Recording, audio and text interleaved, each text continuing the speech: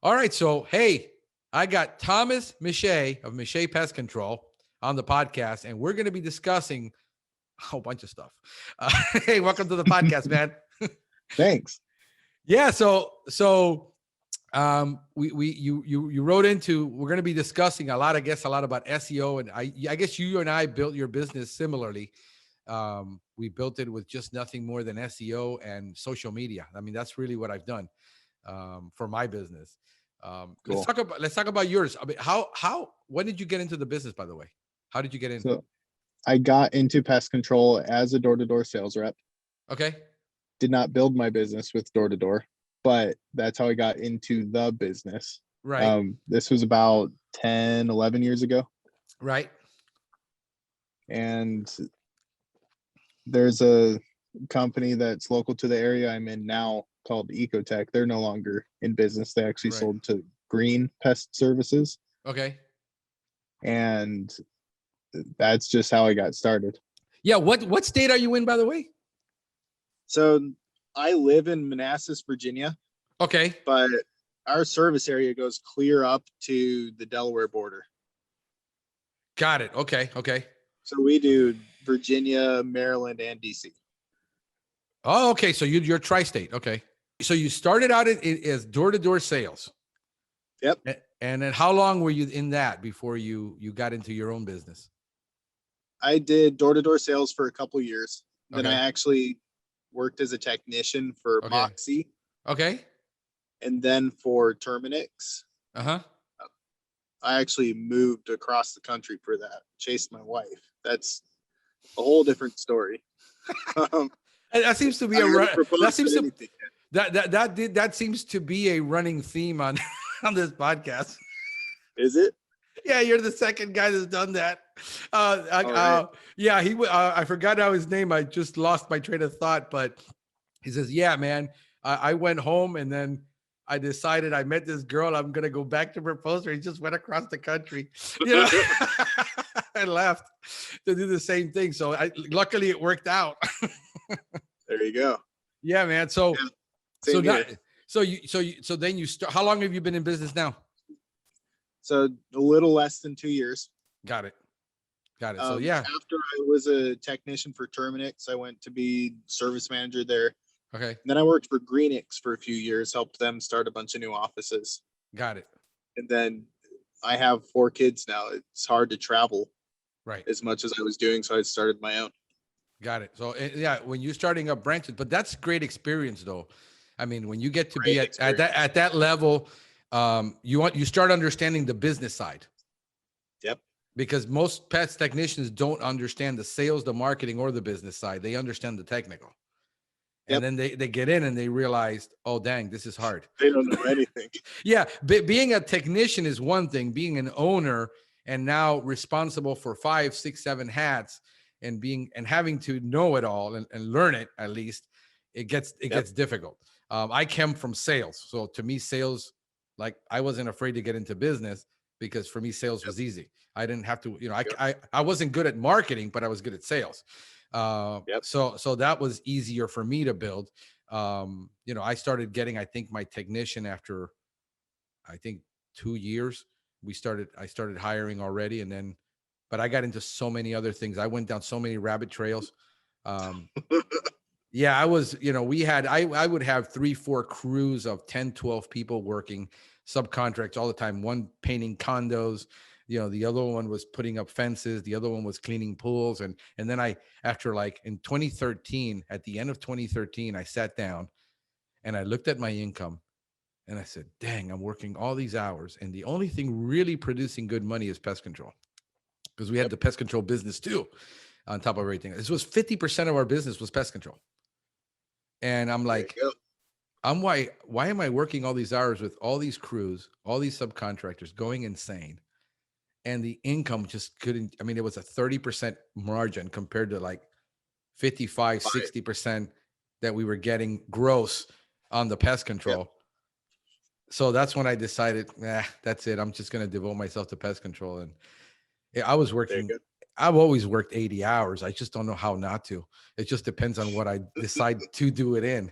But yeah, I was running myself ragged, running around stressed, working, 14 hours a day, and like, it made no sense. So yeah. So sales and marketing, I think if people can really start learning sales and not be so afraid of it, because they have this door-to-door salespeople. Yuck. Sales, yuck. It's like leprosy when you talk about sales, but without it, you can't really grow it. So that's been the good part. So when did you start up? So it was 2019. I didn't do full time until August. And Right. I was just growing it on Thumbtack for the most part to start. Lots of pay-per-lead stuff. And then as my website started gaining traction, I've been focusing more on the SEO portion. All right. So I think that's important. Here I've had a terrible experience. And because I have a terrible experience on a platform doesn't mean it doesn't work for everybody. It just doesn't work where I'm at, because I was such in a niche business, and we figured out from day one that I would get more customers from SEO and YouTube, because nobody knew what the hell we were doing. Nobody knows what eco-friendly pest control is. You can't explain it. You can't explain IPM. You got to show people. And most people don't want to show what they do because you're giving away all the secrets. Like there's any secrets. So yeah.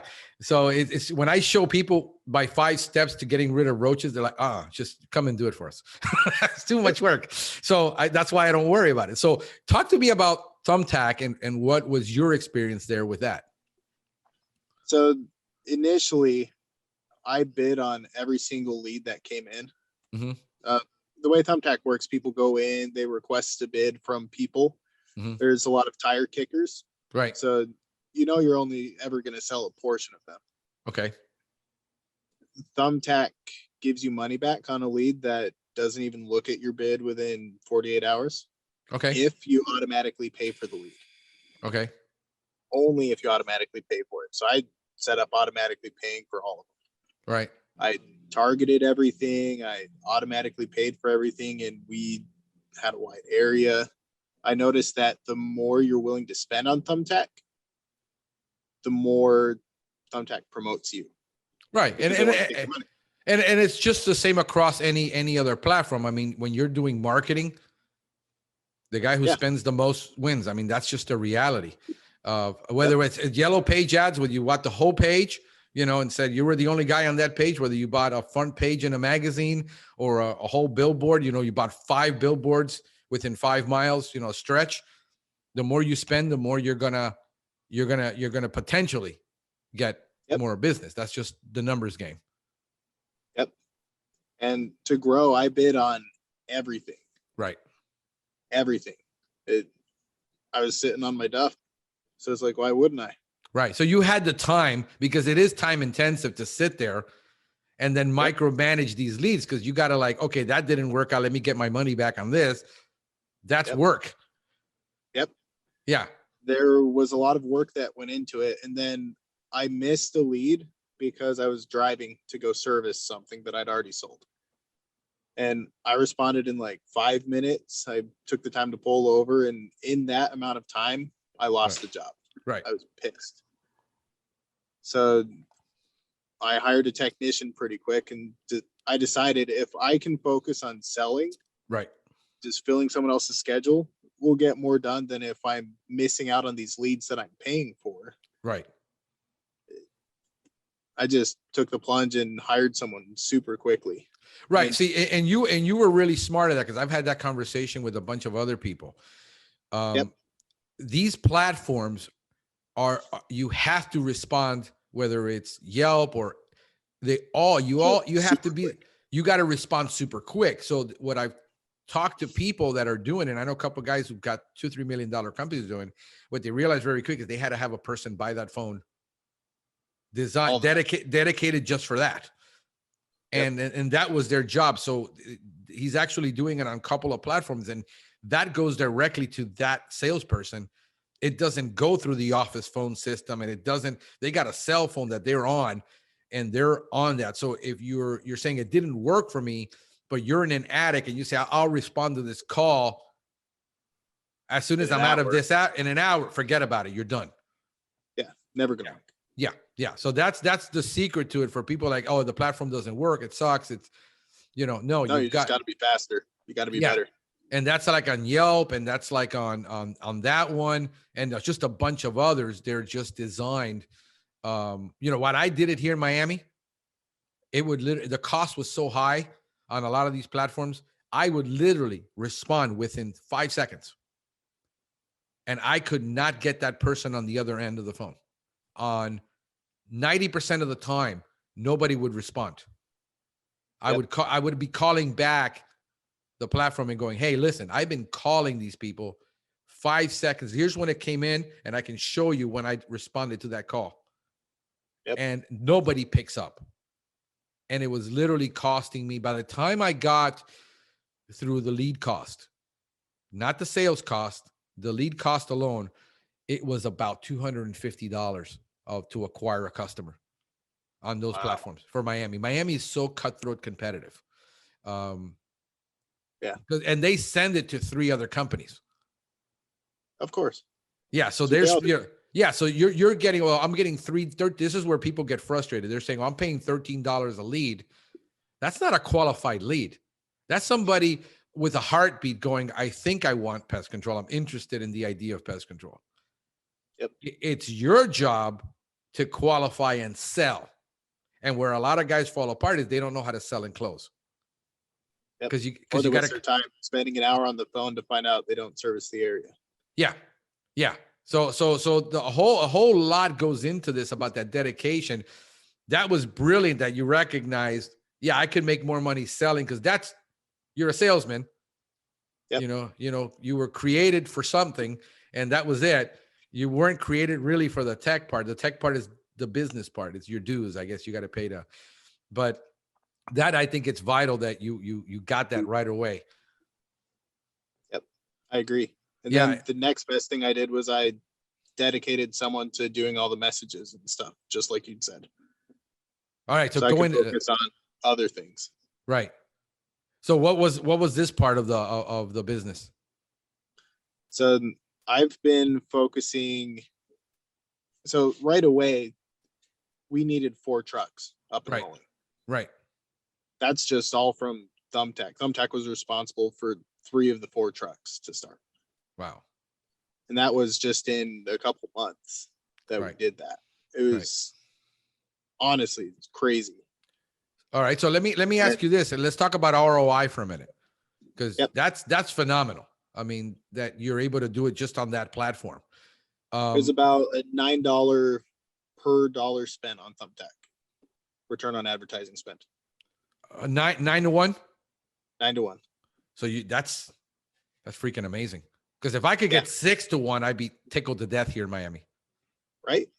I mean, I'd be tickled. Most platforms, that's not the case, but we've done very well on Thumbtack. So you figured out how it worked for you, and then you figured out how you could milk it, and on arbitrage against that. Milked the heck out of it. Now we set the record on Thumbtack.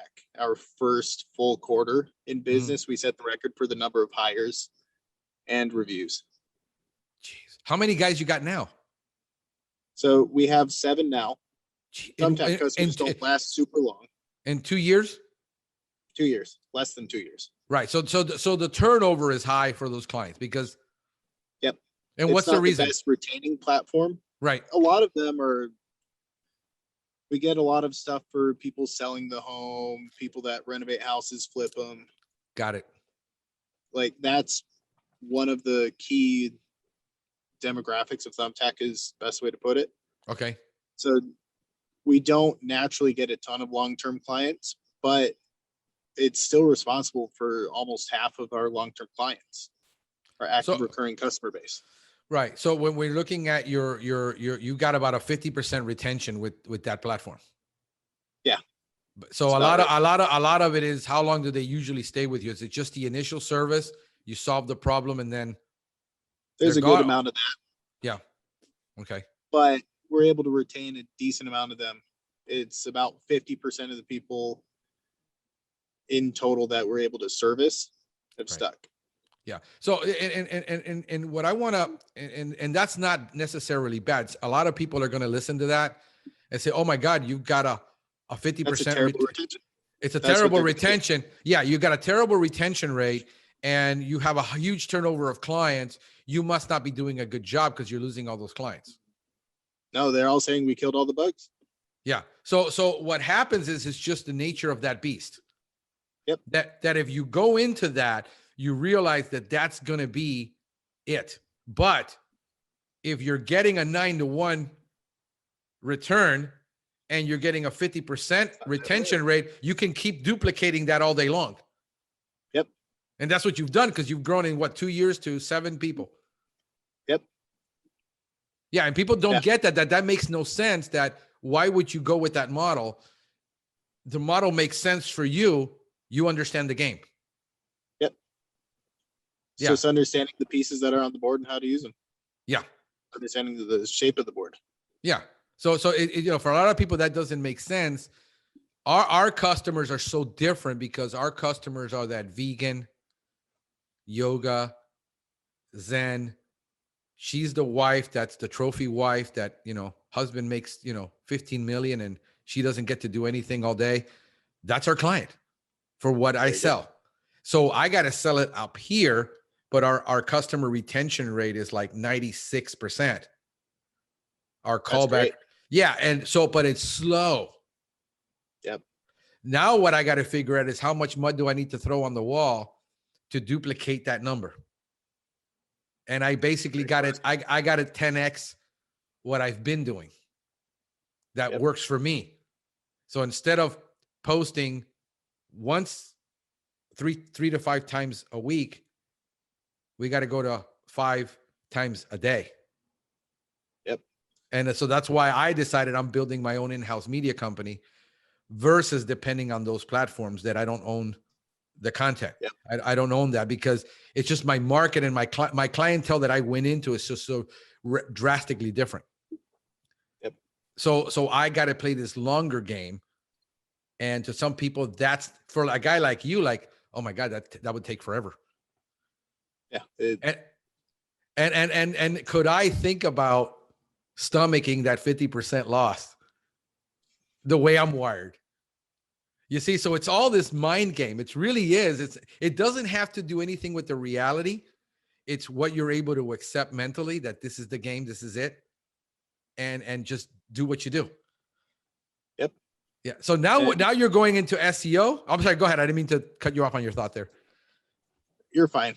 I actually lost it. So you're like, sometimes they're quick and they're gone.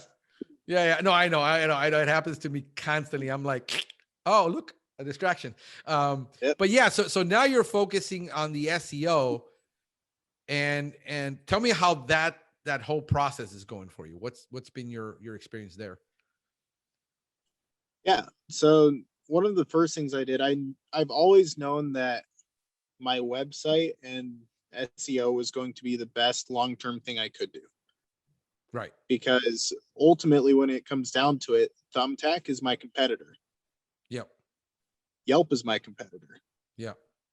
Angie's List, like all of them, they're all paying for ads to try and beat out the top spot to give business to other people and me, maybe. Yeah. They just want to make money off me that way. I would rather build something that attracts people, the right people, right, to my business and creates a great long-term customer. Right. Yeah. And so, that's about building your brand. And that is the long game. That's what I focused on from the get-go, realizing that this is going to be like salmon, against the tide constantly. Because what most people think is that, and this is where I've been having the discussion, and I had several of these discussions over at that conference this weekend with a lot of people. Everyone I met told me I paid an SEO company to do our SEO and nothing happened. One lady was paying $2,000 a month for an entire year, realizing it wasn't producing anything, but she was so busy because of all the other stuff they were doing.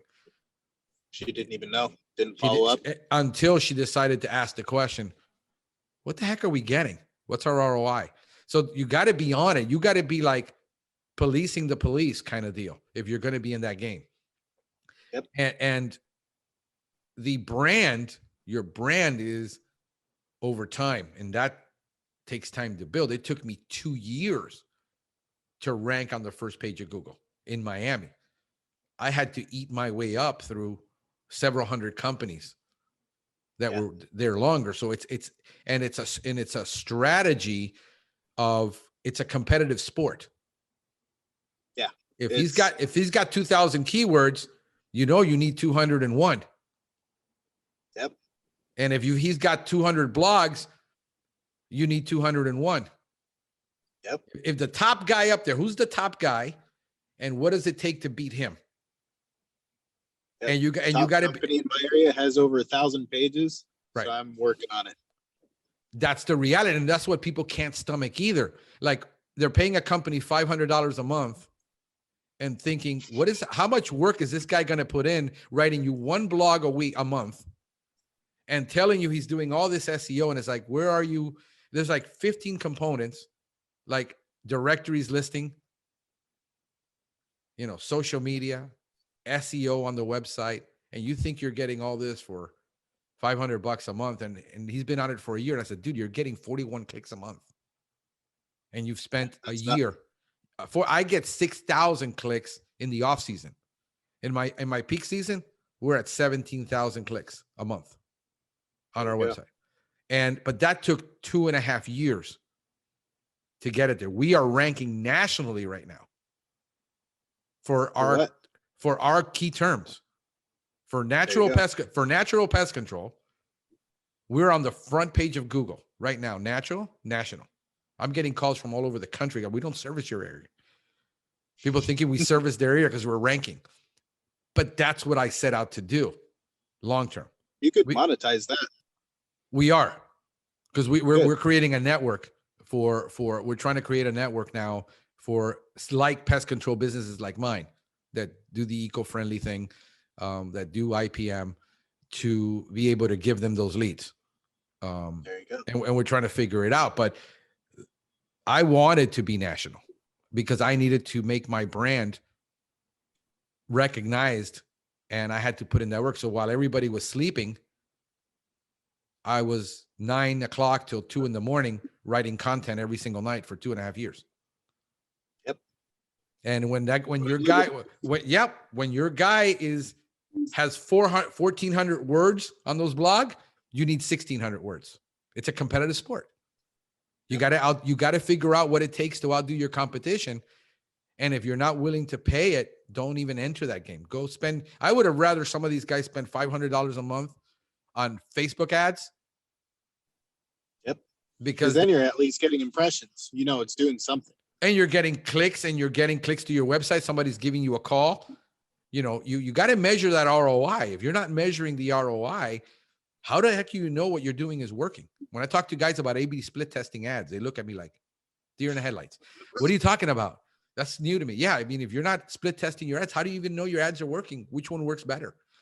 Are they going to run one ad? I'm running 4 ads right now. One for ants, one for rodents, one for roaches, and one for mosquito. Yep. And so that's easy $200 a month on testing to see which one is going to produce it. That's just testing. So I'm going to jump $1,000 into testing in the next 30 days when I do A/B split testing with a different ad and seeing which one does it. And that's what you got to do to play that game. Yep. So what is it you're experiencing though? Yeah. So we're split testing through Google, doing the display ads. How much are you dumping into that? 25 a day right now is all. $25. Okay, but that's still substantial. Yep. Yeah, and how many ads you got running? So we have an ant ad, mosquito ad, rodent ad, termite ad right now. Okay, you're pretty close. I mean, we're not doing termite yet, so we can't advertise it. We're not certified yet for termite. What is? I'd be interesting. What's your? I mean, as far as your long-term money maker, is it general household pest, ants, roaches? Yeah. That's your long-term. And for your icing on the cake is termite? So we get a lot of rodent specific stuff. Really? Oh, where you're at? Yeah, we're DC, Baltimore, so they Yeah, make the news. that's right. Yeah. They made the news. So what about like I got calls from a guy out in he's in the DC area, the Virginia, DC area, Okay. and he called me and says, "Man, I'm in this 100-year-old townhouse, and how do I exclude? I've been watching all your videos." He started doing it. He actually followed my videos on Nature Pest, which is my channel, and he Yep. learned how to actually exclude it. He said, "I just got little mice now." And that one's been tough. I can't figure out how the heck they're getting into this townhouse. And I basically, you got to trap them and you got to keep looking and you got to keep digging, figuring it out outside. I mean, what are you going to do? They're sandwiched. What if the next door neighbor isn't excluding? They're getting in. So, it's tough. It's a tough little gig, especially in certain areas for exclusion and keeping those guys. You're in the winter still, right? Are you guys thawing out already? It's thawing out a little bit. We've had Yeah. a couple warm spots. Yeah. What do you got most there as far as rodents? Is it mice right now or is it a rats? So we get house mice and Norway rats for the most part. Norway rats? Okay. Yeah. Yeah, we Lots got of Norway rats. Are you experiencing roof rats? We get some, but it's definitely mainly Norway. Okay, because we were just at the conference and one person that was he was up in the Northeast, traditionally was roof rat. I mean, for Norway rats. Yep. The roof rats move in and displaced the Norway rats. Really? And he says for a couple of years now that's been the case, where they started moving in and displacing them, and that I found that to be very interesting. So because and what's explained is because of the warmness that we've had, they've been moving north little by little, and they're much more aggressive than Norway's, and territorial wise. So they will displace them. So that's interesting. So you're doing termite work. Yep. So what else are you doing with SEO? What have you figured out that is working for you? Oh man. So I've been on Clubhouse a lot. Man, I haven't had a chance to get in yet. Do you have an iPhone? No, that's the thing. I use all Androids. I'm going to have to get me an iPhone. Yeah. I think they're going to release Android. I don't know when though. Yeah, that's what I was hoping, because I said, man, I can get in on that. But so I've been following mainly SEO stuff, just soaking it all in, listening to these people. Everything from schema markup to making sure, obviously, headers, meta description, title, all of that needs to be optimized. The content needs to be optimized. Right. Alt text, title, everything matters. Yeah, everything. I have a list that I did originally when I started researching SEO. This goes back, 5-6 years now, and it was 20 things on a page that you needed to do. Yep. All of that. And more than that now. Yeah, it is more. I got to update it. I haven't really, but it's still working for us. Even if you get 80% right, the problem is that your competition really is lazy, and they're national, so they're not focused. They're not hyper focused. So what is it, for those, you just spoke Greek to just a whole bunch of people, latent semantic indexing and all that. I mean, how much work have you put in personally to understanding it?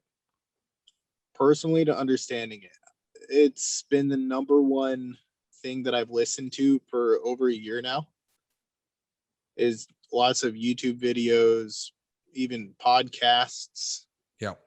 Just, I've learned a lot about SEO, and I'm learning that I don't know anything about SEO too. As you should. Yeah, it's always the case. Oh, I lost you.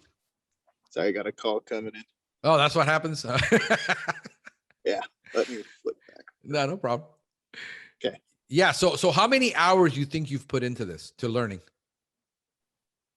Shoot, between learning and doing it,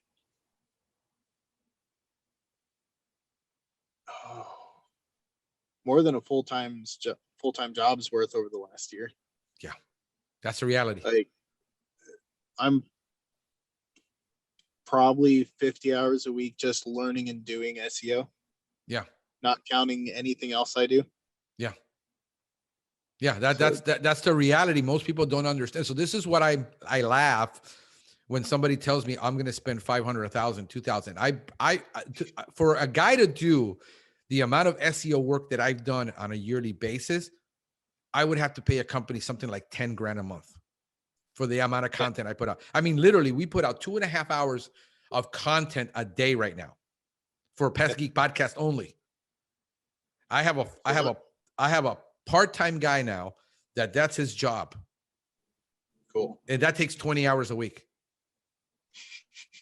He's going to now start doing Nature Pest. We're going to start working on the website and producing content for Nature Pest 5 days a week. And that's distributed across 7 social media platforms.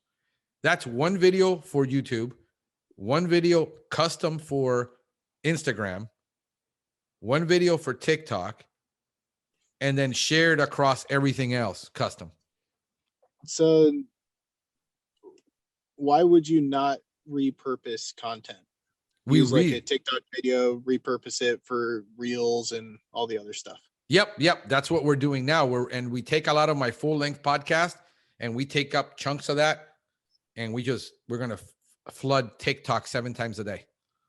I'm repurposing the whole content. If you probably listen to Gary Vee a lot. Fair amount, right? So I've been listening to Gary Vee for 3 years, but I was doing this before I even noticed who the heck Gary Vee was. Intuitively, I knew that I'm comfortable in front of a camera. I'm comfortable in front of a microphone.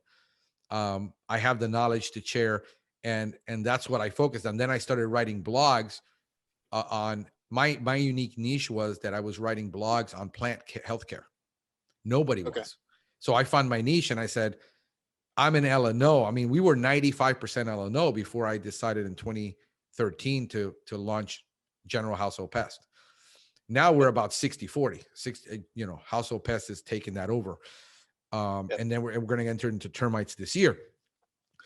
And I decided I'm going to write a lot of content. So we would take all of the university articles on plants and just rewrite them. And then we would just rank above that. People are like, how are you outranking us? And there's 200 pages on that, and you've got 1,400 words. I says, because I know what it takes to SEO that page, and you didn't. You just wrote the content, sat on your laurels and saying, we're a university. People are going to read our stuff. Yep. Nobody's going to read. But the quality of the content matters, not just the authority of the person writing it. Yeah. And then what we're sitting back is we're a university. We've got privileged SEO with Google because we're an edu, a .edu. But the problem is you didn't write that in a way that a homeowner is going to understand it. You wrote it from the perspective of a compliance person, and I wrote it from the perspective of a marketer. Yep. And I got their attention. And that's so that attitude, like you can be the smartest guy in pest control and you won't write it because you're afraid to get criticized by your competition because you dumbed it down. And I like, are you writing for your competition or are you writing for your customer? I'm customer centric. I could care less what you think, how I got that wrong. Yep. Like people, well, you didn't use the word exclusion. Like a customer understands the word exclusion. Yeah. It doesn't, I'll write articles all day with SEO on exclusion, and all I'm going to get is a bunch of people from the industry giving me high fives, but I didn't make a penny. Yep. So that's the whole thing also with writing and creating content. Aren't you afraid people are going to steal your stuff? Like I got that question asked 20 times at the conference. I said, steal it all. Steal it all. The problem is here's the thing. I can give you all of this knowledge and give it all away. And the fact is you're still too lazy to go spend 40 hours a week researching it and putting it into practice because it's a 1% game. Yep. And that's you got to put in the work. So even if I told people spend $1,000 to go take a course on SEO, if you want it, I want it all digested for me because I really don't want to put in 40, 50 hours for the next 2 years. And then I'll say, go spend $1,000. Oh, I'm not going to spend $1,000. All this stuff is free on the internet. Well, you still got to go search for it. That's how many hours, at $125 an hour that you're worth as a solo operator. Yeah, and Adds then up. and then it adds up, and then do you have the ability to discern this is crap, this is real? And you got to discern that. You got to know which one are you. Am I getting sunshine pumped up my tailpipe by this guy, or is what? And then the top of that, you only get about one nugget per video, Yep. and you got to Usually. know, and you got to know where that nugget's buried. It's like Yep. digging for gold. You got all that gold, but you still got to push 10,000 pounds of dirt to get to the gold. Yep. And then I mean, it took me that long. I would literally sit there and watch video after, but I went and took a class. I took an all-day class from an agency that was, this is how they got their clients. They would give a free one-day class on everything that you had to do to rank. It oozes out of your ears. Yep. And then at the end of the day, you're saying, I'll just hire them. The same thing with pet. That's how I got. Same thing with Pest Control. I'll just give it all away. Yep. And then let the customer sort it out if he can do this or not. And that's his problem. That's what Neil Patel does too. Yeah, that's what Gary Vee does. That's what everybody that is people don't understand content marketing. You have to give it all away. You're going to get that 1% that's willing to pay you for that. Everybody else is going to try it and still fail. And call you. And I was laughing. I was laughing this weekend as I was sitting in the conference on Sunday morning. I get an email from Facebook from a client, a potential client, a prospect, and says, "Oh, I've put DE all over my house. I did this, I did that, and then I watched your video, and then I realized I did it all wrong. How much do you charge for you to do it?" So I'm quoting the price over text. Yep. And she said, "Okay." We quote everything over text and phone. That's it. And I was sitting there till this lady, we were having a conversation the night before. This is why I chose video. And I says, "Here you go." And I do this all day long. Yep. This was Sunday, so I don't usually answer on Sunday, but I was in the conference and I was listening, and I might as well take the opportunity. She would have waited for Monday morning. No questions asked, because she's seen what I've done. I've got people calling. Funny part is I got people calling right now from all over the country, and I'm saying I'm giving these referrals out for free. Say, "Hey man, you're in California. I'm gonna shoot you over a referral." And it's funny because she says, "Oh, do you do it just like Frank does in the video? Because if not, I'm getting somebody else." That's branding. Yep. And when you got 195 videos out, I mean, I've got between Pestgeek and Nature Pest, I think we're hitting 400 videos. Cool. And here's the thing. That's nothing. In the grand scheme of thing, unless I get 1,000 videos, it won't matter. I don't delude myself thinking, "Oh, I got 200 videos. Great." 200 is nothing. It's nothing. I need 1,000. I got a 10-year goal to be America's pest control guy. There you go. Is somebody beeping at you, bro? They like, you're in my way. You're parking in my spot. I don't know what they're doing. It's some landscaping company. Oh, okay. They're blocking the way. I know what's going on. Yeah. They're So coming out of that building. So how is that SEO project working for you? Like, how far are you in it right now? How much content are you creating? So since January, I can't remember what point in January it was, but when I really started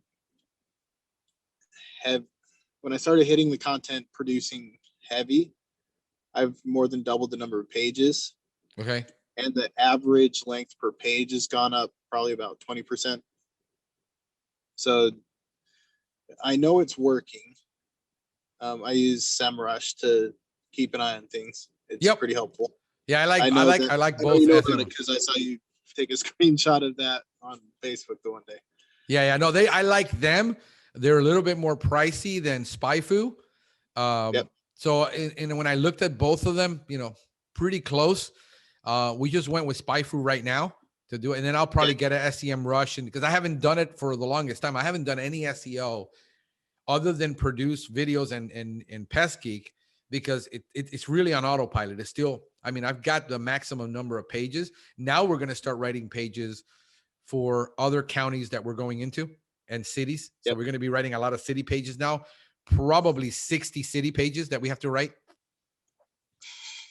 for one county. Yep. That probably half of the cities in my service area I have a page for right now.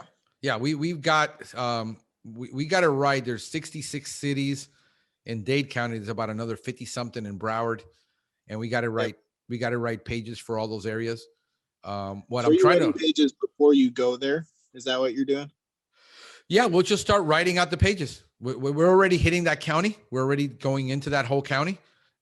We've been in part of that county, half of it, about a third of that county for a year, over 2 years now. Okay. Because what we did is the way all our highway system is, it's pretty bad moving around in Miami-Dade. It's like it is in Baltimore, and It's pretty bad. it's pretty bad. So what I've done is I focused on what I did for the longest is we got the turnpike that runs like this right through the counties. And what I did forever is focus on that corridor of getting on and off that turnpike right there. So we focused on all the cities that were on that corridor. And that's what I did all the way up into Broward for 50 miles of that corridor so that we can easily get on and off for route density efficiency. Where we couldn't get route density, we could get efficiency in the traffic. And now we're pretty much getting calls from everywhere. I'm even getting calls from the following county, which we'll get into next year. But that's what I've been focusing on. So, I mean, the website has 150 pages and the blog has about 200 pages on the blog. The pages are all way later than that right now. Yeah. So you got to create, it doesn't end. It's like, it becomes this consuming addiction. And that's the game. So I couldn't focus on too many things. So I decided, let me do blog and let me do YouTube videos. And it's so hard to rank on YouTube. I mean, I picked the hardest thing to do. But once you start ranking, I mean, we saw the increase of 25% in subscribers after year 5, where we were like, how did we got the algorithms figuring us out? And we went and I said, okay, I'm going to add another 1,000 subscribers by the end of the year. We added those subscribers in 3 months. So now I'm going to be probably the goal now is to get up to 10,000 subscribers as fast as we can on YouTube. And the algorithm is like so easy to rank for on TikTok. We're like not taking advantage of it. You're an idiot. So we're writing for that. And then, but that's what I'm focused on. I'm focused on the visual audio aspect, which is easily consumed. And then what I'll do is I'll write a blog around it and embed that video. It gives you additional SEO for that page. Plus we're going to I'm coming up with 4 podcasts this year. Okay. So I'm doing Pestgeek. We got Godly Business going. I'm going to create the DIY Pest Control podcast, which we've already had it in testing for 2 years, buried inside my pages. We know what numbers we've been getting testing. So I said the time is now to launch that. And that we're going to use to network for leads, for creating a network. People don't get it that we can give everything away and, and people still call. So it doesn't matter. And we got that one. And then I'm doing the plant show because I'm so heavily into, that's why you see me. I don't know if you see my Facebook, my page, all this stuff from gardening. Most of the stuff they're publishing now is like from marijuana. So everybody thinks I'm in marijuana. I've actually never touched this stuff in my life, but that's what that's what the growers, growing magazines and all that. And these used to be nursery growers. Now they're starting to talk about, marijuana because that's the next big crop for everybody. It's the one that most people have the least experience with because it's a newer legal thing. So I get it. Yeah. So it's popping up constantly. And because I'm subscribed probably to, agricultural magazines and golf course magazine, anything that had to do with horticulture and plant healthcare, I was involved in. So I learned a lot from doing lawn and ornamental from agriculture. That's where I really learned it. And then I finessed it with golf course. So I took all that experience from agriculture and I never learned L&O from the industry. So we're going to be on all that, influencing that area because the plants are what people really like to put in their home. So it really brings in a lot of, and it's going to be a sponsored, both of them by Nature Pest, my brand. So I'm focused on building brand, because if I decide to, because my goal was to franchise, but I need the branding before you can franchise. I need a proven model. You need systems too. I need systems. So I was having a conversation with a lady says yesterday. So I watch all your stuff. She's got 30 techs. Okay. Says all our people watch all your videos. They love it. I love what you guys are doing. And she told me, I said, but I see you more and more into coaching and teaching than building your company. And I said, no, you're right. The reason my company is I have it is because it's a freaking lab for me to test everything. Yep. We can test everything. We can test the marketing. We can test process, protocol, procedures. And so that was original goal, is to create a franchise. It's still in the back of my head. I'm always tossing up whether I want to build it the traditional way like you're doing it, or do I want to build it with other people's money? But you got to have branding. You got to have a proven concept. Yeah. And that's what I'm focusing on. What you might do is hire someone who's like built a franchise before. Say, how'd you do it with that one? Let's just replicate the process with Nature Pest, with what you're trying to do. Yeah, I will probably have to bring in a director of franchising that is sole job this to do that. But we got to put some, you got to put, every time you want to do something, you got to put some serious bucks behind it. You can't wing it. Yep. You know, so, you know, I'm going to have to throw $100 grand at that easily. Oh yeah. You know, and that's for the first year just to do the marketing. But I figured if I've got the brand equity, I can then choose what the heck I want to do with it. And and that's what I focused on, is the brand equity. So, but what else? What else you got going on? I mean, it looks like you got a lot of irons in the oven. But I'm sorry. Go ahead. What were you going to say? Yeah. So we're actually gonna. So we've been expanding territory-wise. I think we're gonna focus and start really densifying, especially with gas prices going up, and because we're super spread out right now, right? Yeah. Yeah, that's been my challenge too. I lost you again. Sorry about that. Yeah, I got you back. Yeah, it's been super spread out to this point. So I think densifying things is going to be the way to go. Yep. Really, we built a reputation. We have over 1,000 reviews online, 4.9 star rating. Amazing. So we're doing well with that. Now I think it's time to really build the brand before we start adding areas. And if we add an area, we're going to want to go big and get at least a couple thousand customers at a time to make sure we have some sort of scale when we do it. Right. Yeah, we have a ton of things in the oven. Yeah, no, that's looking at doing some door to door. Right. You're going to integrate that because you've got the money to be able to pay for that cost, because that's a high cost of trying to do that. People who want to do it, it's an extremely high cost. Yeah, and if you've got the experience to actually train a door-to-door team, then that gets very expensive too. Because I mean, I wasn't that good at door to door. I was okay. Okay. But knowing what it can do, as far as I hire a team of people and say, I want 2,000 customers right here, then they give it to you and you have 3, 4, 5 routes, whatever you build your company around. Right. And to be able to have that type of density, like when you have density, you have gross margin. Like, yes, of course. Yeah, you make up for it. I mean, even if you lose, like you said, 50% in that area because people decided it's way more than that. Yeah. And so the whole idea is that you got the density, which cuts your cost. And the ROI really is on the longevity of that customer that does stay. Over, you know, it's going to produce $10,000 in profit if they stay with you over 5 years. So that's where you want, it's about having that knowledge of that strategy. A lot of people just don't know what they don't know. And since it is mystical for them, they're like, oh, that can't work. Those numbers can't work. But yet companies are building massive companies. Yes, they will leave and they will go for somebody else.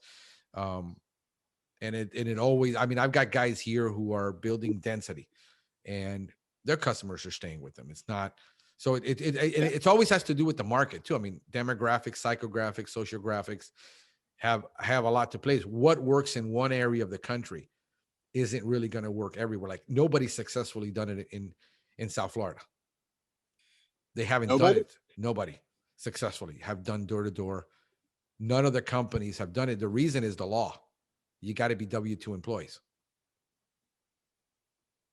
Have to. You can't. And then I've seen the large brands do it. So they're doing more. I even see the guys who specialize, like Aptive, are not doing door to door. They're doing social media and AdWords. I mean, I see their AdWords all doing that here too. Yeah. So they're doing door to door. Yeah, but they're doing mostly AdWords, is what I see in the marketing. But it's very tough to do it in South Florida. You got too many gated communities. We live in a society that's pretty much, I would say probably 50% of what's available now is gated. You can't do it in gated communities. You will get totally banned from the community from even performing services if you do it. So you can't do it. You got to go direct mail. You got to go Facebook. You got to go and do it. So again, if you can do it successfully, great, more power to you. I'm not this guy that sits there and judges what another company's doing. They understand their business. You're looking at it from the outside. You don't understand the business. You don't understand the mindset. You don't understand the training. You don't understand the education of that owner, how they chose to do it, why they chose to do it that way. It's not easy doing door-to-door sales and building you got to motivate those suckers every day.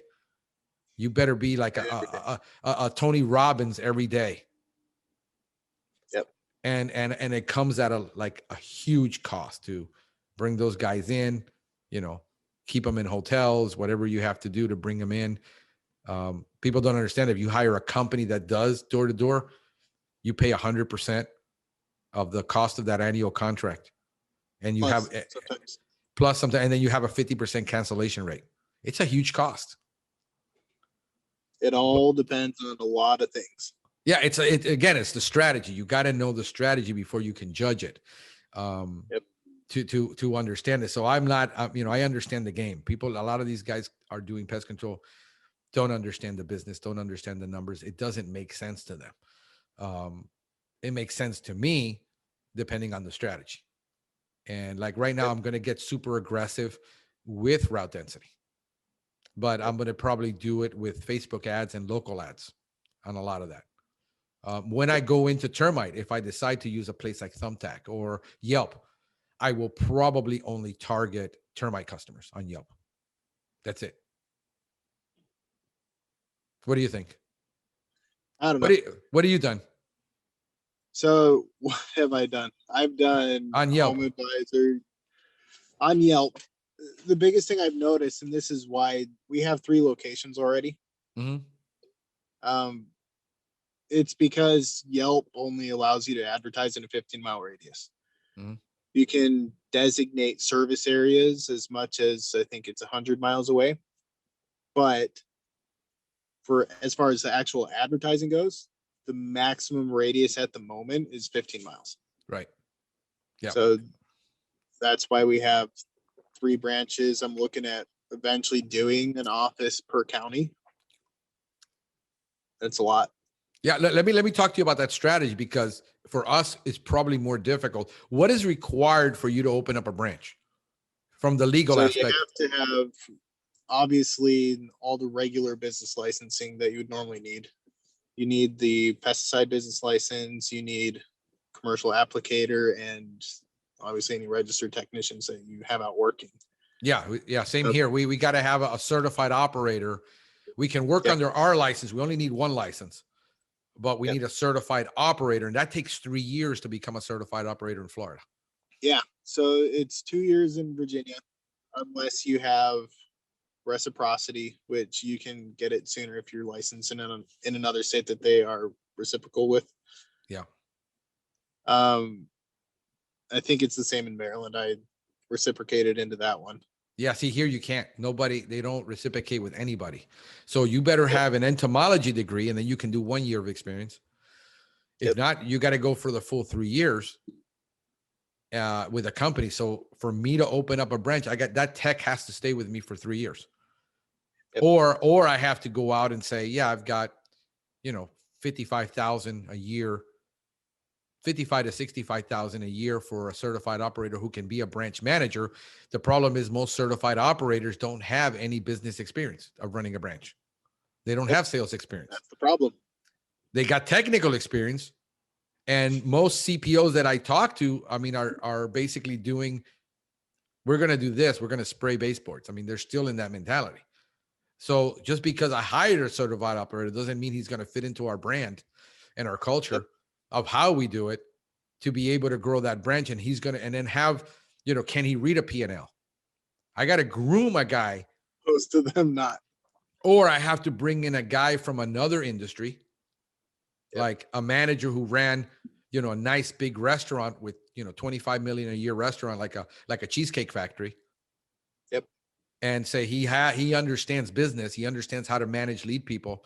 Now he needs to spend 3 years with me becoming a tech and a manager in order for him to be able to qualify to take the state exam. It's not that easy to grow the way people think it is. In some states like New Jersey, you can go there and, sign up for the, and if you can pass the exam, you can be in business. That's it. There's no 2 years, 3 years, nothing. You can just go in and start a company. Yep. So it depends. It depends where you're at. Like why I've been able to do what I do. Well, what you do works where you are. You gotta know different everywhere. It's different everywhere. So when people start asking, what did you do on Facebook and what did you do on this, on groups? I laugh because I said, yeah, but man, you're getting a snapshot. It's like looking at a negative of 50 pictures and you got one snapshot and you're trying to make a whole picture. And then you're taking that advice, this advice from a guy in Delaware and this guy from a guy in Nebraska. And you're thinking if you put all this together, you're going to have a system. Yep. You got 7 bean soup. You have no idea what's going to happen. So let me ask you, what's your educational background? Because you seem to be really perceptive of picking up a lot of things. I dropped out of college. Okay. Certified in probably a dozen states though, in pest control. Got it. Yeah, so the thing is, you've seen a lot of the aspects. I've seen a lot of the aspects, and not only that, when my wife was going to school, I didn't actually attend any of the classes, but I read all of her books. I sat in on a lot of the actual classroom stuff. So I learned a lot of it through her. Yeah. And when I worked at Terminix, became service manager there, I focused not just on managing the service team. That's, to me, the easy part. You have to understand how the big business works, and you have to understand the systems. I was fortunate enough to have a branch manager, even when I was a technician, that focused on teaching us about top line, bottom line, and the different stuff that goes into it. And then after I became service manager, I was able to dive into the P&L and like really start understanding how that works. Right. And right after I got that experience, Greenix hired me and I did a lot for them. Right. Like they took a chance on me. Right. And I just did the best I could to make it worth their buck. Yeah. How old are you now? 32. Okay. So that's a lot of experience under your belt at a very young age, which helps. Yeah. Yeah. And then plus I think you're entrepreneurial by nature because you couldn't really do, I mean, that's DNA. A lot of this can't be duplicated because you can see it, you're intuitive, but it wasn't taught to you. You know, so that a lot of that has to do with that spirit and that DNA that you have to saying, yeah, I get it. Let's just keep doing this. Let's do this. Let's do this. And then plus you add the experience in, and I think this is the problem. I think you had a great branch manager. I worked under guys like that actually wanted to teach me the business. And if you're a top line leader, that you're not insecure, that you know, Yep. you can really pass that down to create consciousness for your people. Yep. If a tech understands how the business runs and why it is that we are doing it this way, then the tech understands why he can't waste the time, why he can't waste the product.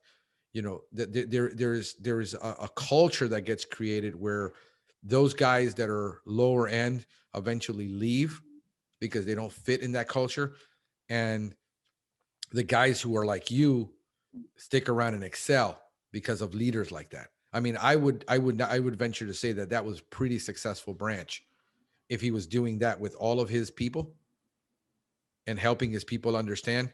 It would be very, and you don't get too many of those in the industry. He didn't communicate super well, right? As far as like getting the buy-in. He didn't sell everyone on it. A lot of the technicians really kind of said, "Oh, why do we have to do this? Like, I don't care. Like, let me just show up and get my check." It's like, yeah, they were the wrong fit for the company anyway. At least that branch, right? As far as what, and that's what I'm talking about. It's about fit. Yeah, they weren't a good fit. I was fortunate enough to see what he was trying to do and to understand why he was trying to do it. Right. But you're intuitive. You get it. You know, you're like, and then you're that, you have the right makeup, the right internal makeup to fit there with him. Thank you. Yeah. I try. Yeah. I try to be semi not dumb. Right. But yeah, but you know, like I was never like, people like, you know, they listen to me and it's like, dude, where did you get your degree from? I says, bro, I don't have an entomology degree. But dang it, I can read. Yep. And I like you don't have to have 4 years of school to know something. Like, if you want to know it, look it up, find it. Right. I just devote myself wholeheartedly to it, to being really good at that. And people, I mean, I'm talking to guys who are ACEs and BCEs, they're agronomers. It interests me and I want to be the best at it. So I go, and this is why I will spend, like you're doing, the 50 hours on learning SEO, because I need to be good at it. I'm not going to wait until somebody teaches me a course for $59. Yep. I'm going to pay the real price, which is the most important thing I have that I can never get back, is time. Yep. And I'm going to invest in it because it matters to me. So yeah, bro. I mean, I've seen some really good managers. I think that we're in the age of transparency where are you practicing that with your techs? The whole issue of helping them understand the business side. Yeah. I make sure they all understand what I'm doing, why. Right. I'm trying to teach them all of the back end of it. Right. Like, yeah, some of them, we just had one lead who wants to start his own business, but he was never going to last forever anyway. Right. He's always wanted to start his own business. So let's help him get the knowledge he needs. Right. And he'll do the best he can while he's here, which is all I can ever ask for. Yeah.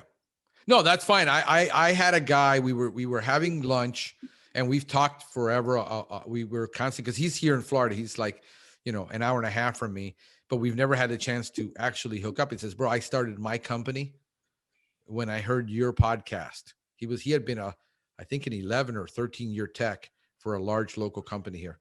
And he said, and I did a podcast, Are You Breeding Your Competitors? By the way you treat them. Yep. And you can create competitors that are going to go out and be thankful and be successful, or you can create competitors that are going to leave bitter and angry at you and be spiteful. And I would just rather, if you're going to go compete against me, that I train you up, because the worst mistake I could ever make is not train you enough because I'm afraid that you're going to leave. The worst thing that could ever happen to you is that you actually stay. Yep. I would rather you move on and be more successful than to be mediocre and stay with me. Yep. So I push people to be the best that they can be. And our company is always going to be as good as our weakest technician. Oh yeah. It's not the great ones that everyone hears horror stories about. Right. No. That I need to focus on if the organization, and I'm learning this little by little too, if the organization is raising the bar and the people that are players, the A and B players are raising the bar, you're going to have people that are C players. And they Right. and they're going to be C players not because they're bad employees. There's a difference. They're going to be C players because they can't rise up to the level that the organization is rising now, the quality. Yep. And they will have to leave and go somewhere else. It says, would you get rid of a person that was average, okay, not giving you any headaches, but they were just average?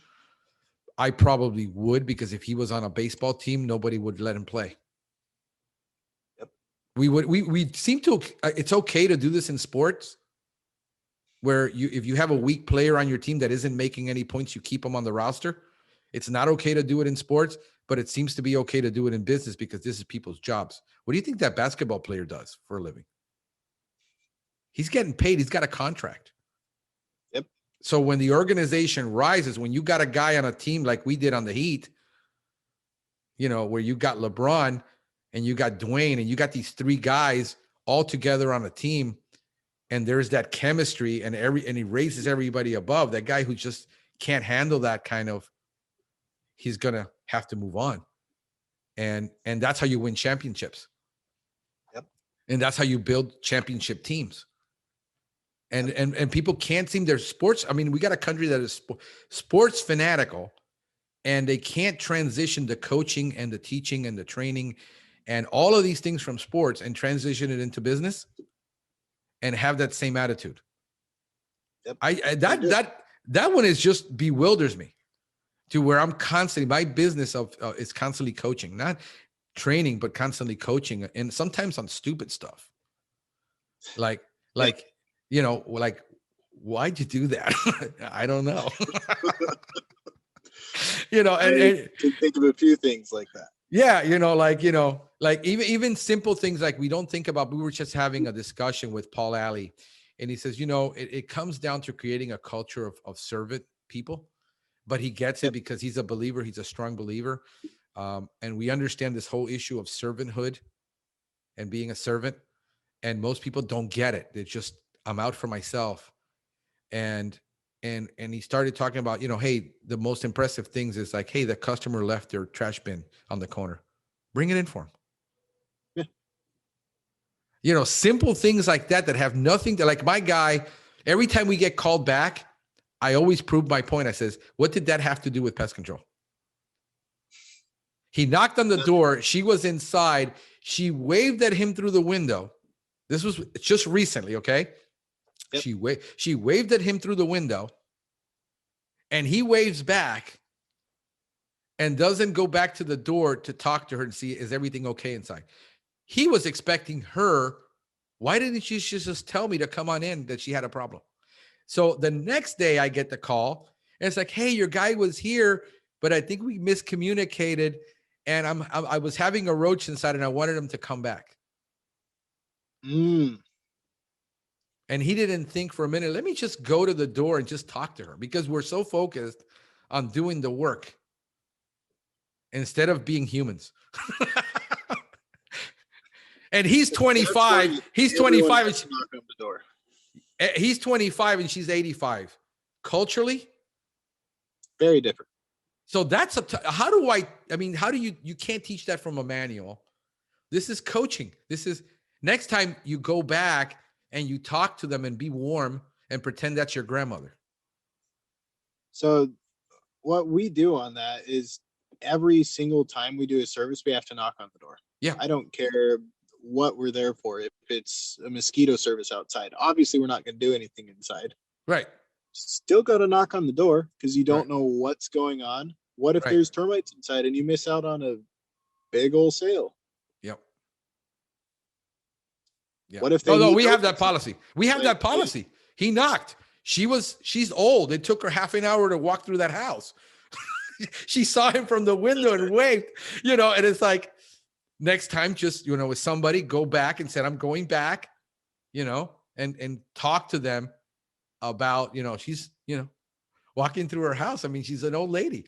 And so this Yeah. is like customer service. And where is this in a manual, in a customer service manual? It isn't. It's not.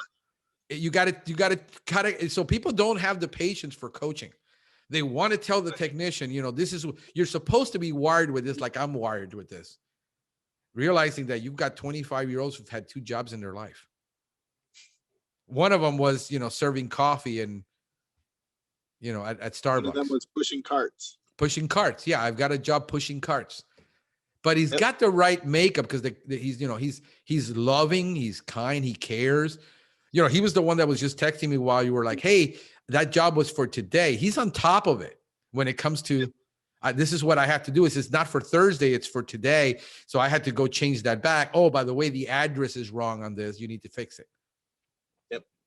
The technical part, he's like, bang, bang, bang. He'll follow directions to a T. If I tell him to do A, B, C, and D, but somebody throws a wrench, a biological wrench into this project, oh crap, what do I do? And that's where experience is going to come in the next 5 to 6 years if he said, but he isn't going to be around that long because he is a college student studying to be a physical therapist. Oh yeah, he's gone. But I'm still going to train him the best I can. I'm still going to pour myself into him while I have him here. And then he's going to be gone. Why would you do that? Because that's the right thing to do. Because that's what's best for your client. He's going to need to know that stuff to be a physical therapist. Yeah, I told him, I have conversations with him. I said, listen, everything I'm pushing you to do is going to help you down the line in your career. Yep. This is not, I'm not being selfish here about my company, me. I'm looking out for you because you're a great guy. I want you to succeed and you're going to be able to succeed, but understand you have to have these disciplines, time management and dealing with people, not being technical. This is going to be your physical therapist. You're touching people's body, bedside. We always complain about the doctor's bedside manner. You've got cancer and you're going to die.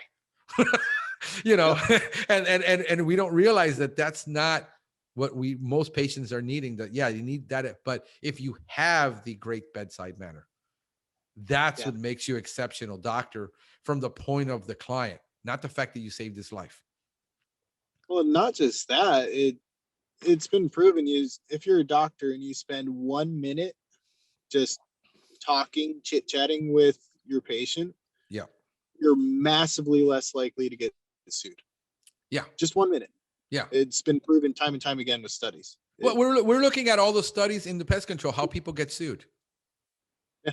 It's usually because you just refuse to go back and address the issue, especially in termite. If you're busting, if you get a complaint and the customer sees you're busting your butt because this was more complicated, we didn't realize. Remember, we are in a visual business, what we can see on inspections. When we do a termite inspection, it isn't, we have an x-ray into that wall to see if that carton is there. We don't know. We just see the evidence and we never know how bad it is. We're buying a home that we didn't realize had this extensive damage. Because we didn't ask all the right questions. Have you seen that it's had 4 pest control termite companies in the past 5 years? That's a red flag for you. Like, do you want this account? Yeah. But if you're busting your butt, the chances of that thing ever coming to a lawsuit is going to be slim to none. Yeah. Especially if you're doing things the way it's supposed to be done. Yeah. In Virginia, it's legal to not, as long as the label doesn't exclude it from being legal, as long as it's not expressly forbidden by the label, you can undertreat for termites in Virginia. And it's crazy to me that that's okay. So you have companies spraying just way below label rate on stuff, not putting enough water in the ground, like physically not putting enough gallons per linear foot per foot of depth. Yep. They're not doing it. Their excuse is the soil can't take that much water. Like, yeah, it can. You're just lazy. Yeah. No, and here's the worst part. We were just having this discussion with Paul Bello at the conference regarding termites and why after you've trenched a year later in a certain area, you're still seeing tunnels and tubes after you've down rotted, you've done everything. And he says it's very simple. There's only so much active ingredient at 600 parts per million in this case, fipronil. Well, when they're tunneling, and you've got a massive amount of pressure, and they're tunneling through all that, and they're picking it up on their body, and it's being Oh, for sure. degraded. And well, it gets to the point there's no chemical left. Yep. So you have no chemical in that area because of all that activity. It's gone. And that's why you're having a failure. Did the chemical fail? No, we just don't know the amount of pressure that there is with all that amount of termite. You're going to have to go back and do a retreat on that. And if you're putting less chemical into the ground because you're trying to save it, you're doing a 3% because you're being greedy, because you don't want to do, especially if you have an active infestation in a home, you're not doing a preventative, and you're not doing 6%. How do you know how much is going to be left over in a year, 2 years, 3 years? Yeah. When all the laboratory study is saying 5 years, but that's not guaranteed all the way around. Is you're cutting your dosage. So yeah, man. So it's scary that these companies do all this, and they're wondering why they're having so much trouble and so many problems. But that's when you're doing it to yourself. Yep. And that's different than, oh, we failed. If you failed because the product failed, because because of something that we could not foresee, but you're going back and you're addressing it and you're solving it, and the customer knows that, that's fine. You're going to be, you're going to be okay. You can still be sued for anything in this country. I mean, Oh, yeah. I don't like your smile.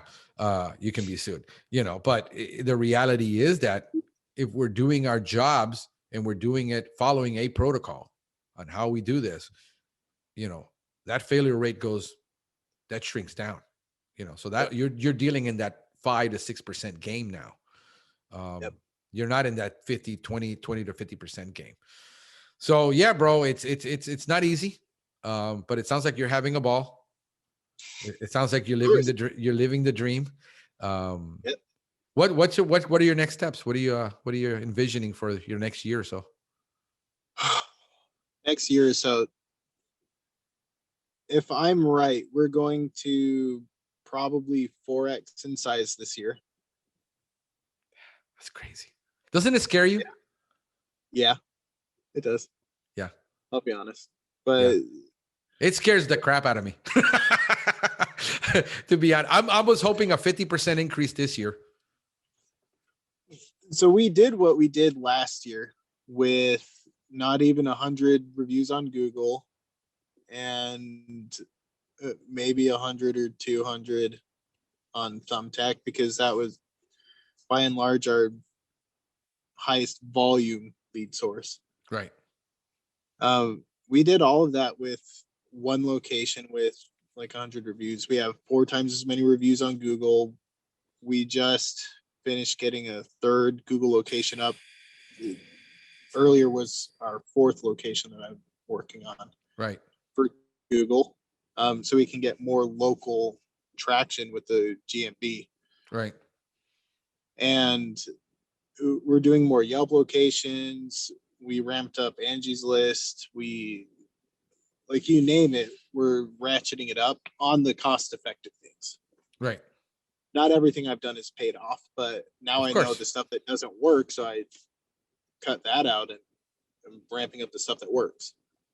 Right. Yeah. No, I mean, people think like the failure rate on a lot of the things we try is high, but that's where you learn. And you're not going to learn from success. You're going to learn more from failure. And there's a lot of it you got to test to and fail at it, and that's okay. Let's talk about employees, because you're in a unique position. You obviously already have experience in hiring and getting good people. Yep. How you doing it? Indeed.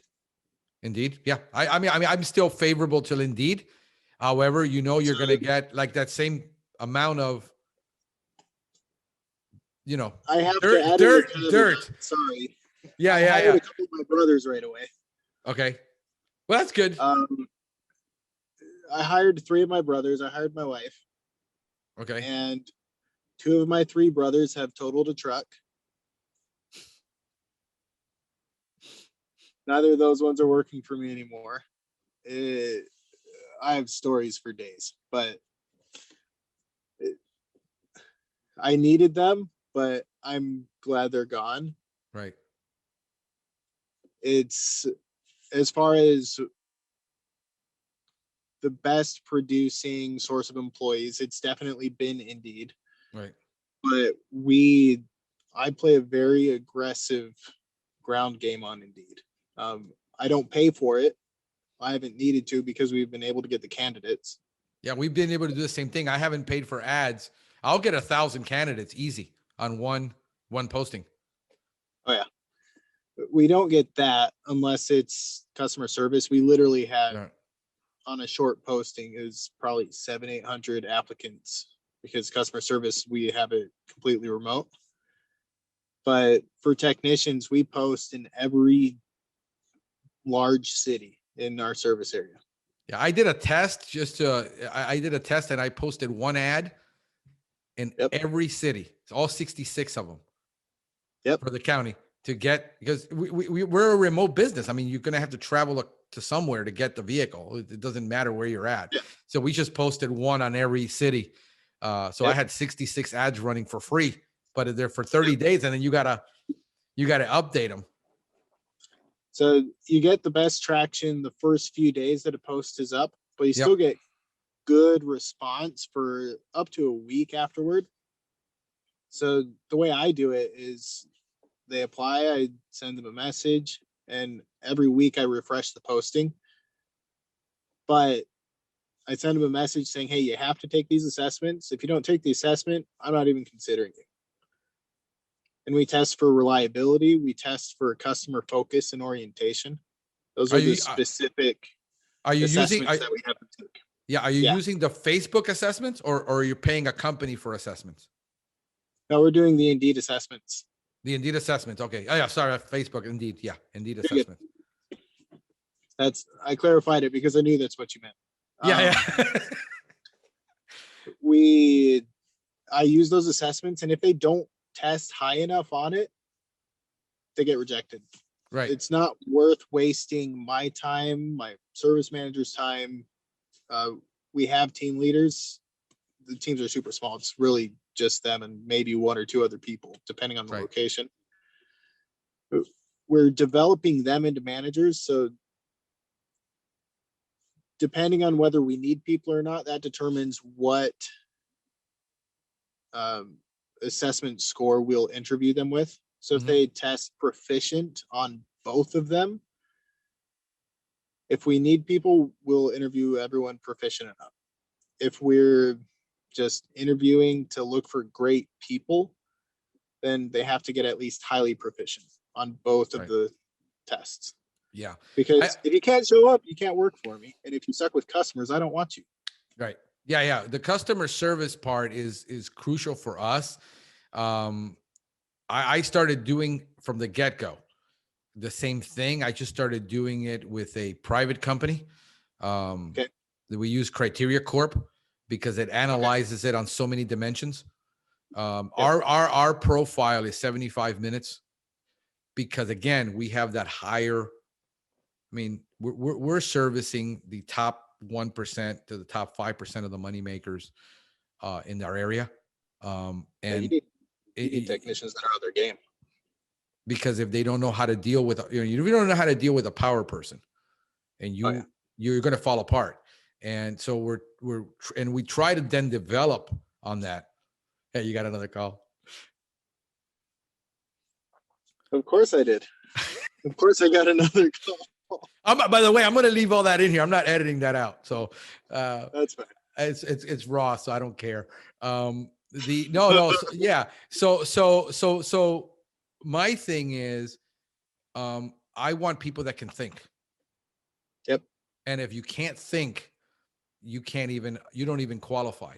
Like I've been using the models. I don't know if you follow these two guys. I've been following for a long while, Blue Sky. Okay. Blue Sky Cleaning. They're out of I think they're more west to Midwest. I think they're like Chicago, Milwaukee. I think I've heard the name, but I don't. Yeah, they're a cleaning company. I mean, when you're in the service business, people think like we got something exclusive for pest control that we need. We need soft skills that transition across anything that's service oriented. But when Right. when I think, because I've been a manager and I've been, managing fleets and different things, uh, I look at the person who can be a manager, even if they don't think they're a manager, but they have the soft skills inside of them. Yep. As a coach, my job is to find them and bring them out. And what I look for is people that can think, that have a set of soft skills. And I've been following these guys on how they do their ads. And also Tommy Mello, I don't know if you're following him from Yep. Home His Service podcast. Millionaire. Yep. Yeah, he's got a door, garage door company. Yep. I think that one's like 30 million bucks a year. So I follow those two guys on how they are recruiting and hiring. I started listening to them 2.5, 3 years ago. Yep. And basically you make the ad campaign in a way that the people have to follow the process. Because if they can't follow the hiring process, are they going to follow your protocols? No, they won't. Are they going to trench right? Are they going to drill right? No, they're going to do, whatever I feel like this morning. This isn't a feelings game. So what I do is I automate that whole process where I put a link to an automatic interview. There you go. And if you don't go there and you don't take the video interview, you're not qualified.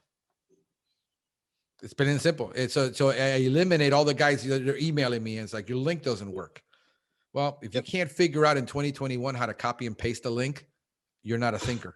You can't even think. So that disqualifies you. If you're calling me back and saying, hey, I want an interview with you tomorrow, you bypass. That's how it works. You're going to bypass everything I ever tell you and try to get around everything. So the whole psychology is built into the hiring process. And then I've got an assessment where I give 2 personality profiles on customer service because it ranks you on it. But what I'm looking for is high management skills. If you can't manage your time, you can't manage inventory, you can't manage making sure that truck's clean, you can't manage the customer. You're managing literally. I look at it this way, I'm handing you a mobile business that you are. This is why I'm learning I'm talking to a lot of companies that have 10, 20. I have one company that has 30 employees. Great. I don't know if you can hear the drilling, but I've got dishes installing in the building, their new broadband service. So they just started drilling. It's going to be great. I think we can make it through if I get this closer. But they've got 30 employees. They've got 6 office people, 1 service manager. Yep. They don't have managers in the field. They don't have service managers. They don't have like the 5 to 1, 5 to 10 service managers. They don't have them. Why? They have a culture and they hire for that culture. And she says, we've had to hire 8 people this year. In 2021, we've already hired them. And people are saying we can't find people to work. And they don't need to be managed. I got a guy out in California who's got 10 technicians, no service manager. He doesn't have an operations manager. He's got 4 office ladies and himself. And he doesn't do a darn thing. Yep. He's running around in his Lamborghini most of the time. He literally goes out in his car and sees a tech working, and he'll just sit there and watch him work. And if he decides he's got the right stuff from watching him work, he goes and poaches him. Of course, when you show up with a Lamborghini and a business card, and he says, here, I want you to work for me.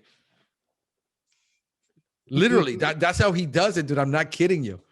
You know, he's out in this $115,000 Mercedes running around town.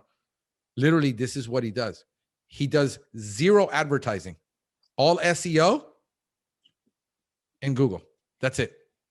And he has to hire 4 people this year. Yep. And he's got 10 already. He's growing that much. And people are saying we can't find people. No, you don't have a process. Yeah, you just don't know how to find them. They're there. They're there. Yeah. The waiter at a bartender. those are the best customer service reps. Yeah. Yeah. And because they understand where their bread's buttered. Yep. And They sure do. that's what I'm thinking, bro. There's so much stuff that people are like killing themselves about. It's like, I'm relaxed most of the time. You don't see me going crazy. I mean, we got enormous margins. Like, how can you do it with just 2 techs? We have darn good margins on our product. So we don't have to, I only have to sell half of what everybody around me has to sell. So when the guy says, I need to sell this many a day, I need to perform these many services a day, I don't need 15. We do the same amount with 10 to 12. There you go. It's just slower, like molasses. But you have to be, so if you get impatient, like I want to build, and you lose your freaking mind. If I'm like, no, I got 6 months to hire the right guy, and I can afford to hire 3 of them, spend $2,000 recruiting them, and spend the next 40 days evaluating them, and then just fire them and say, you're not going to work here. Yep. We lose a lot of technicians because people always put their best foot forward, right? Yeah. Interview. Right. You do not get the same person, I'm convinced. There's entire industries created around getting people to pass interviews and put a super good first impression. Yeah. I've seen people show up. It's like they're a completely different person when they show up for their first day. Yeah. We've multiple people fired them after one day. Yep. That's the way you have to do it. It's not the same person. Yep. That's why I like the personality profiles. You can't, I have a guy he's going on route to be 3 million. He wouldn't use the profiles. And I said, dude, you had 100% turnover in a year. And I said, bro. Yeah. And I know what it is. And I've been consulting him on it. He's brilliant at marketing. He can get the customer in the door. Yep. He's just not good with people. And he needs to hire the talent. And he wants to be he's a business owner. He's not an operator. Yep. And there's a difference between an operator and being a manager and being an executive, a CEO. He wants to own the business. He wants somebody else to run it. And I said, you got to do it this way. And I said, look at the profiles. And I said, and he's going to hire like this manager deal. He sends me the profile first. Says, would you hire this guy? And on 9 out of 10, I told him no. I said, here's why. This, look at all this. He says, yeah, but he's got so much experience. I said, no, he's existed in a company for 5 years. That doesn't make him experienced. He doesn't have the right stuff. His resume looks pretty impressive. But when I look at this, I said, look at this. The guy's non-compliant. You're never going to. Technicians we have, no experience. We hire with no experience. We train them all up. They don't have bad habits. Exactly. So all these guys, he's hired all the branch managers. I mean, he's hired all of the service managers from all these companies thinking he can just add water in these guys. The problem is when you talk to them, they know less about pest control than the technicians he now has. I don't know how these guys ever made it. But the reason is they'll hire through a warm body. The service manager just quit. John, you're my next service manager. Yep. That's it, because we need one. We have to comply. We have to have a service manager. And you're now the server. He has no management experience, doesn't know how to deal with people. But because he's a pretty decent technician, we put him in that role. And that's what he's been. So now it's like, slow it down. Now I said, you need a technical director. And you need with your culture, you need a technical director and you need a headhunter full-time. Because he needs 4 people within the next 2 months. And I said, you got a culture that's high pace. And here's the problem. The majority of society is not high paced anymore. They're actually figuring out how they can work less. They read the 4-hour work week and they want to be that. And I said, you need a high paced guy like me who's energetic, who's like at 100 miles an hour all day long. And you're going to have to go through 1,000 to find that guy, but you don't have the patience to find him. And you're not even using.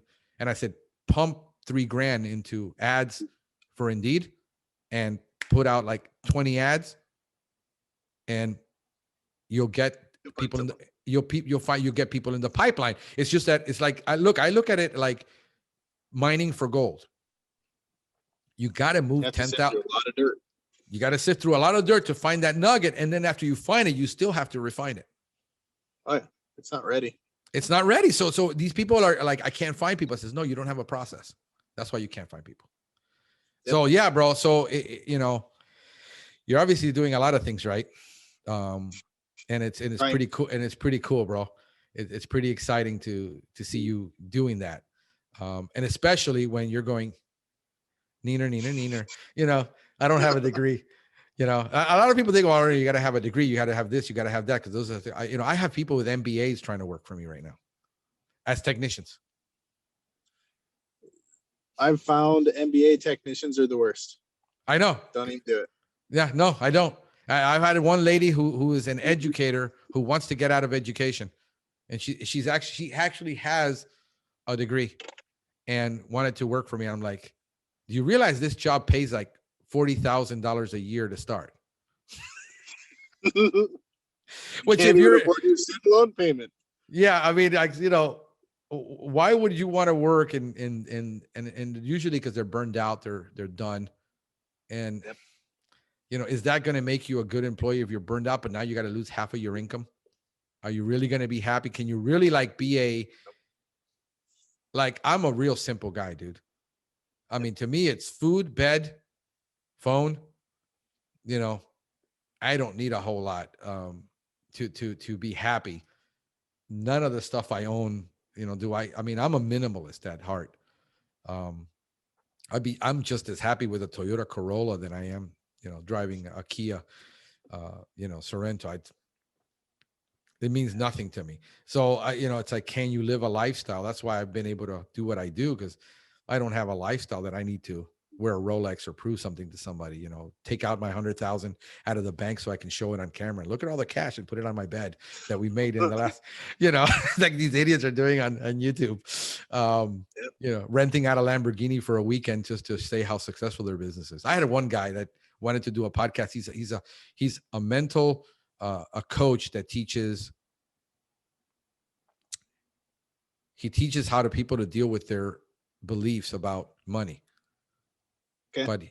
But he can't afford good internet to get on my podcast. You know, he was trying to do it on from somewhere remote that you know, and I'm like, dude, who are you trying to kid? You know, you're trying to do a conference that nobody's showing up to, and everything is so messed up on social media that everybody thinks. You know, I sat around the table at this conference, dude, with guys who have 30 technicians, and I would never guess it. And guys who have the same one 6 months ago. So you went to the Paul Bello conference? Yeah. October. I only didn't go this time because we just had a baby. So. Oh yeah. No, I get it, bro. That's brutal. But yeah, I mean, you're sitting around this table and at the same time you're like, dang, this is amazing. And then at the same time you're humbled that you're sitting around that much talent, because this is the top 1% that goes there. It's not the guy who's, I want to spray baseball. I mean, I got guys who have really successful companies with just 5 technicians. Oh yeah. You know, they're filthy rich because of the market they're in and that. And then you've got another guy right across the table. I mean, one guy was sitting across the table from me. I think he's got like 5 technicians. He was in business in 1974. I was still in diapers. Right. And this is the most, like, the kindest, like the most, he's like the most gentle soul I've ever met in my life. And you sit around that and you're like, sometimes it was almost in tears. Yep. Because it hits you, bro, that, dang, you know, these guys have done, you know, they're not the biggest company, but they've had their technicians for 14, 15 years. People love him. Something, right? Yeah, right. So, and then you look at the other guy who's got 30, he just bought it, you know, and he's super brilliant. Like, you know, this is like Harvard material. Yep. And but again, you would never probably guess it. And, you know, so you're sitting around all these great people at this conference. You're having these great conversations. Besides, what are you using to kill that bug? You know, you're getting into a deeper level of this conversation where you're getting down to the soul stuff that matters. Yep.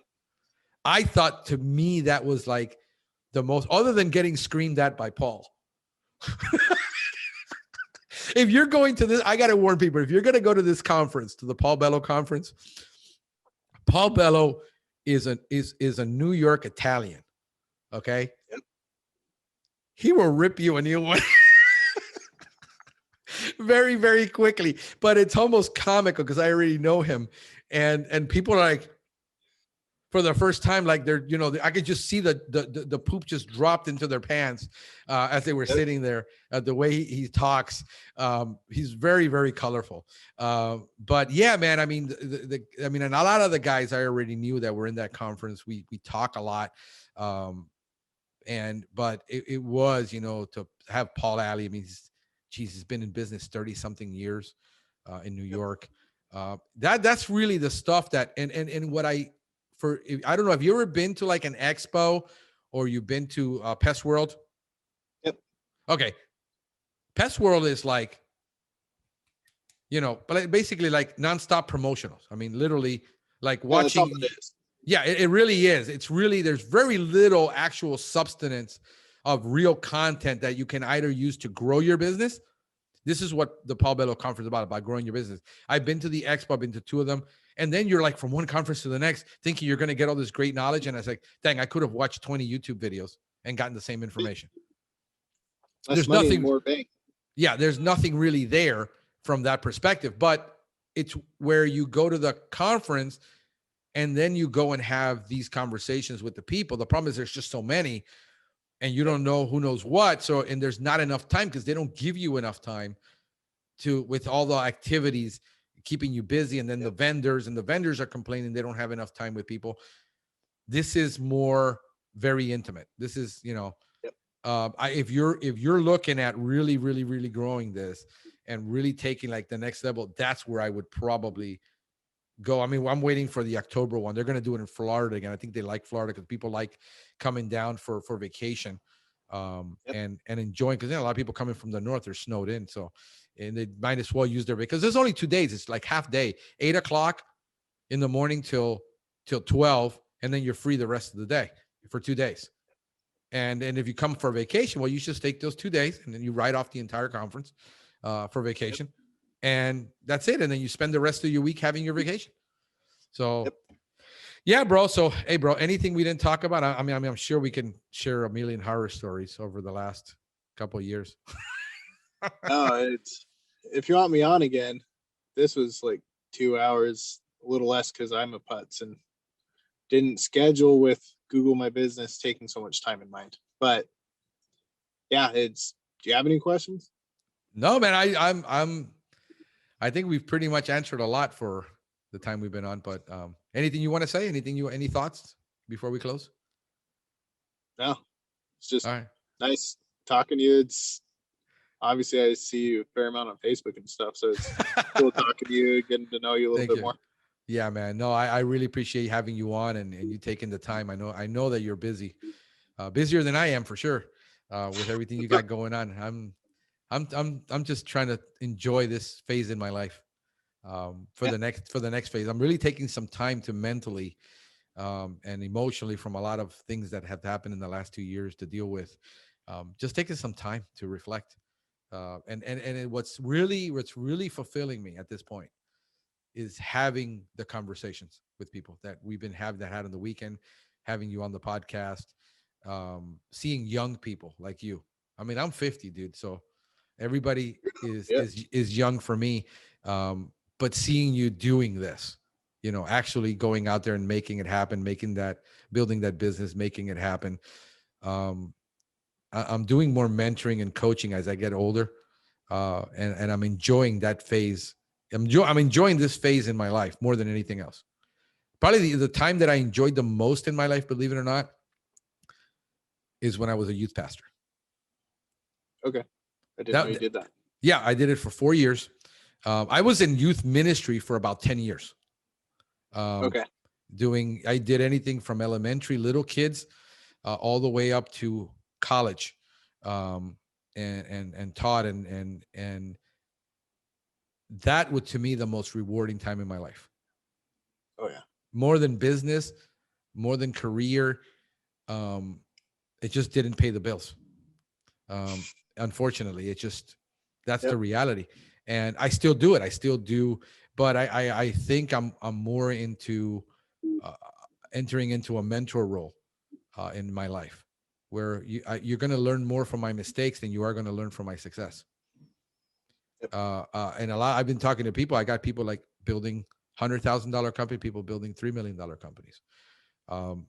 that are talking to me because because I haven't built a 3 million. It's like, how many coaches do you know in any professional sport that have actually played the sport and have actually won a championship? Not that many. They're good at doing one thing, bringing out in people the best they have to make them work. And a lot of the conversations I'm having are gut wrenching. I mean, like, you're a putz. You don't give a crap about your employees. You only care about the business growth. This is what you need to change in your company. I'm that kind of consultant. Like, I had one across the table, like, dude, your SEO sucks. Nothing's happening. You're wasting your time. You got 41 clicks. Dang, now I'm discouraged. Well, I'd rather you be discouraged and cut your losses and move on than pump you up and say, you can do it, be a Tony Little, Yeah. That's not me. I'm looking at your finance. I'm looking at your P&L. I'm looking at I'm walking into your company. I spent 3 weeks at your company doing consulting, and I'm looking at all your cultural issues and the problems that you're having and why you have 100% turnover rate. And the problem is you. And look you straight in the eye and say, you're the problem. You can't blame anybody else here but you. This is what you need to change. And 6 months later, seeing little baby steps of that change happening, I think that's more rewarding to me than anything else. I enjoy seeing people succeed and them being successful than for me to say, look how successful I am. It doesn't motivate me. Like, we can do stuff and like, oh, great, we accomplished it. I get more excited when my guys come to me and say, man, look what I did. Because they got it. That to me is like, that's the rewarding part, I think. So I don't know, bro. We're gonna have to do this again. I think we'll have to do this again, let's say in a year, and I think you tripled in size. And then we can have other conversations on something different. Yeah. We can, because the dynamics of your business are going to change when you triple. Every time you do 3x, you got from 3 employees to 6 employees to 9 employees, all that your company is a totally different company. Oh yeah. It's at that I'm point. already seeing the changes. Yeah. It's totally different. And a lot of the people that started with you won't be happy with those changes. Oh yeah, I know. Yeah. And that's the hard one, because they're loyal to you, but they can't grow with the company. They mentally and emotionally, they can't grow in that aspect of what's needed of them. And it's no longer the same company. It's no longer the same culture. It changes, and they're going to move on. And that's normal. It's normal. So great having you on, bro. Give us the name of your company again. Miche Pest Control. And you're in DC, Maryland, Virginia. Maryland, Virginia. And what's your website? MichePestControl.com. There you go. So if anybody's looking for a pest control company in that area, that'd be awesome. There we go. Good to have you, brother. Thank you so much. Thank you. All right, buddy. Take care, man. And go get back on that GMB. Take care. I will. All right, bye.